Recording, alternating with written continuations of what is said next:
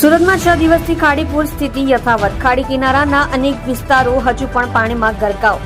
પર્વતગામ વિસ્તાર છેલ્લા 6 દિવસથી પાણીમાં ગરકાવ. લિંબાયત, પરતપાટિયા, ડુંભાલ, પરતપાટિયાથી ગોડાદરા રોડ સહિતનો વિસ્તારમાં હજુ પણ ઘૂંટણથી છાતી સુધીના પાણી ભરાયા. સુરત અને ઉપરવાસમાં વરસાદ ઓછો થતા ખાડીનું લેવલ ઘટ્યું પણ ખાડીપુર હજુ પણ યથાવત.